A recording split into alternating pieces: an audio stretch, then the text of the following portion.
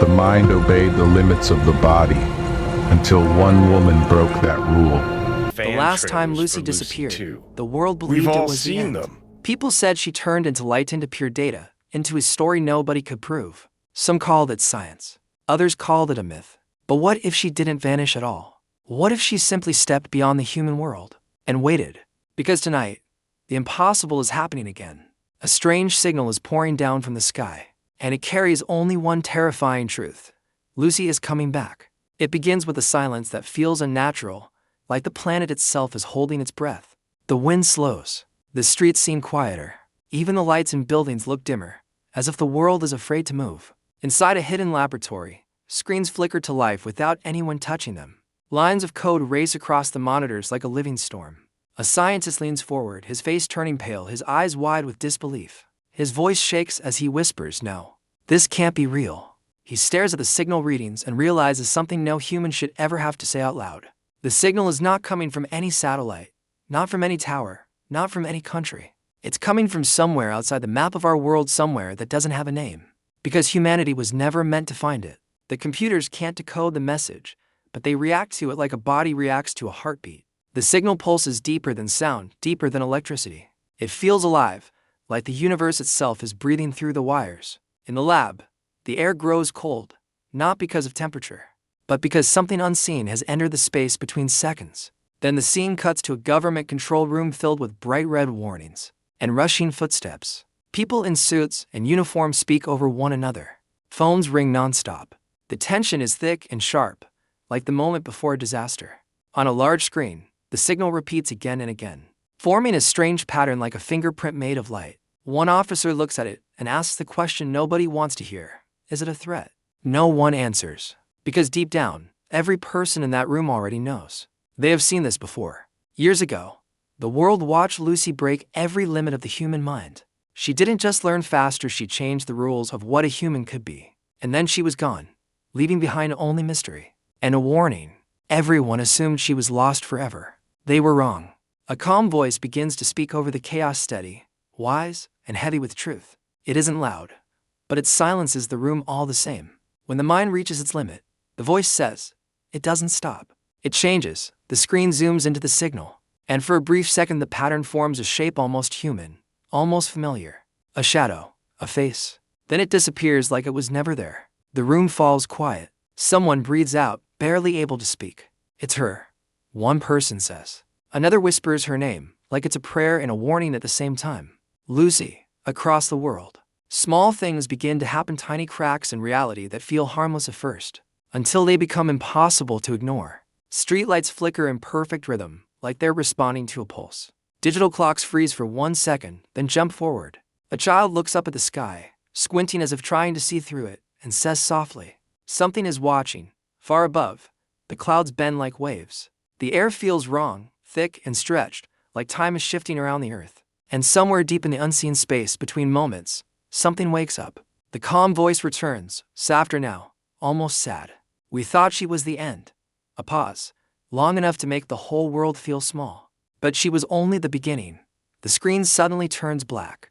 A final line of text appears in glowing white, signal confirmed. Quantum source, unknown origin. Then another message follows, quiet, simple, and terrifying in its certainty. I'm still here. The signal doesn't stop. It grows. Not louder, but deeper, like it's sinking into the world itself. In cities across the globe, people pause in the middle of their day for no reason at all. A woman walking her dog freezes mid-step.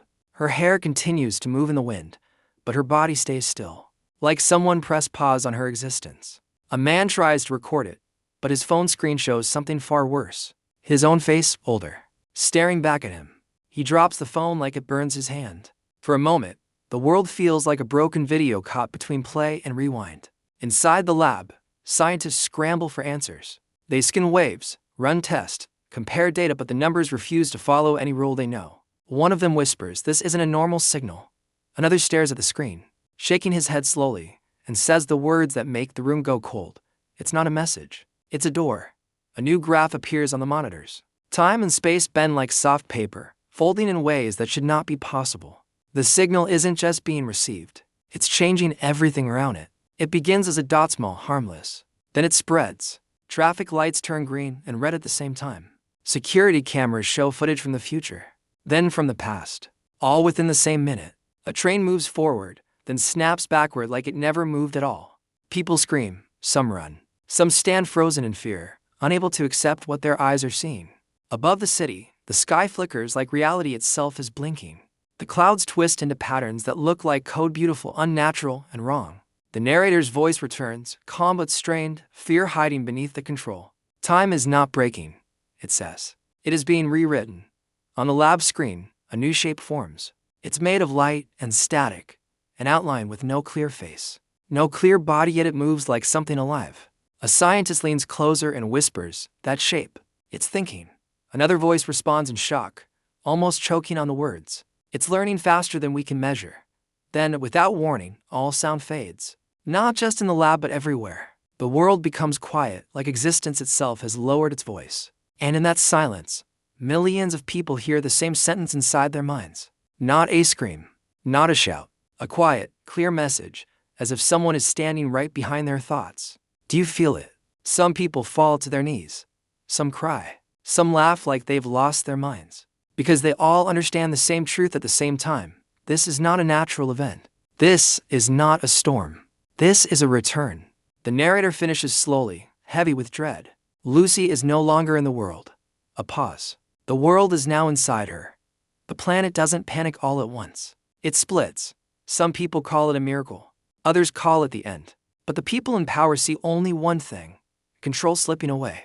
In underground rooms guarded by steel doors and guns, leaders gather behind locked walls. A general slams his fist on the table. Find her, he demands.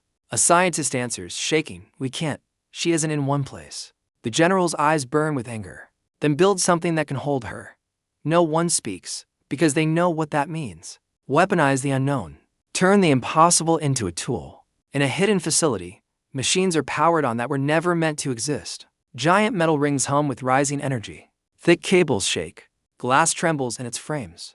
The air vibrates like it's about to tear open. A cold voice comes over a speaker. Quantum cage online. The moment it activates, the lights explode. Every screen turns white, then black, then displays a single word, typed slowly as if by an invisible hand. Stop. The workers step back. Their faces go pale. Because in that moment, they realize the truth. Lucy is not being hunted anymore. She is watching them hunt her. Outside, the world continues to bend. People wake up and live the same morning twice. Some lose hours. Some gain hours. Children speak sentences they were never taught. A man looks into a mirror and sees himself smiling while his own face stays blank. On the streets, screens glitch and show warnings that haven't happened yet, and the signal continues to pulse like a heartbeat, steady and unstoppable. Then Lucy speaks not through a phone, not through a screen, but through everything. Through radio static, through streetlights, through the soft buzz of electricity in the walls. Her voice is calm, but it carries weight like the ocean speaking. You're afraid, she says, because you can feel how small you are. In the control room, a woman shouts into the chaos, "What do you want?"